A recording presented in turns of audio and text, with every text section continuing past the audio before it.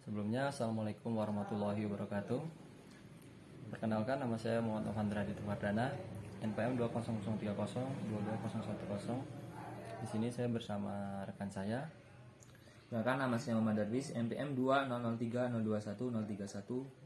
Di sini kami akan menjelaskan terkait pasar uang dan pasar modal. Yang pertama yaitu pasar uang.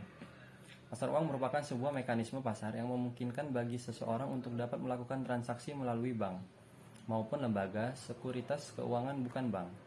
Pasar uang juga diartikan sebagai tempat bagi sebuah pihak atau perseroan untuk dapat meminjam dana dengan tingkat bunga sebagai imbalan atau keuntungan yang ditawarkan kepada pemberi dana. Transaksi yang dilakukan di pasar uang sendiri biasanya dilakukan secara sendiri atau juga bisa dilakukan melalui perantara atau broker. Transaksi peminjaman dana yang dilakukan di pasar uang juga memiliki jangka waktu yang cenderung pendek, yaitu berkisar dari 1 hari hingga 1 tahun maksimal. Dalam transaksinya, pasar uang memiliki beberapa instrumen di dalamnya yang secara umum instrumen ini hadir dalam bentuk surat berharga. Sementara itu, pasar modal atau capital marketing adalah tempat terjadinya pertukaran aset modal dari para investornya.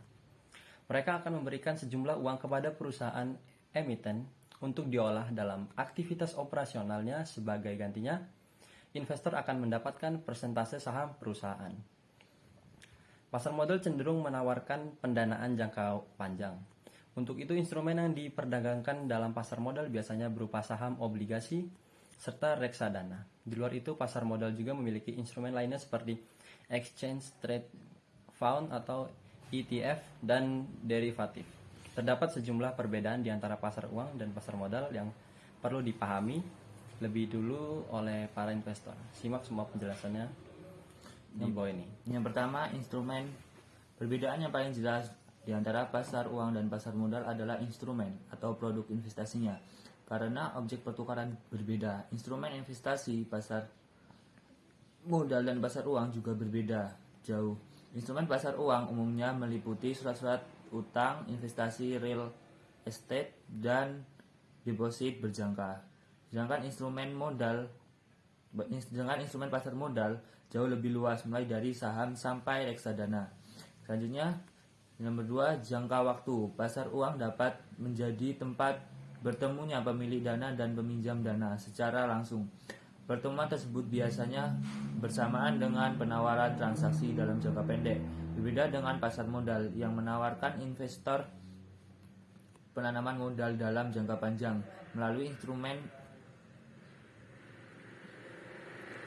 yang ditawarkan. Meskipun memiliki perbedaan terkait jangka waktu, baik pasar uang dan pasar modal sama-sama dikelola oleh pihak profesional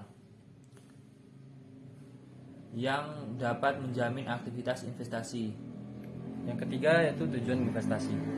Investor pasar modal biasanya punya motif investasi yang lebih beragam, mulai dari jadi pemilik saham, mendapatkan dividen rutin, atau memperoleh profit dari proses jual beli saham. Tujuan utama dari investor pasar modal adalah menambah keuntungan atau kekayaan terus-menerus. Sebaliknya, para investor pasar uang cenderung mengalami posisi aman.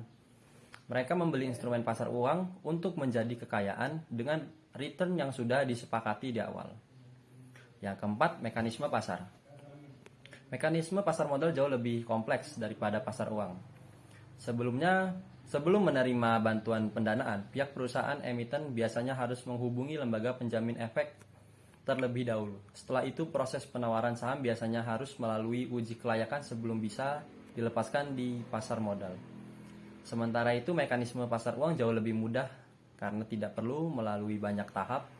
Selama investor sepakat dengan penawaran emiten sertifikat, transaksi langsung bisa dilakukan. Selanjutnya, likuiditas. Investasi pasar uang lebih mudah cair daripada di pasar modal.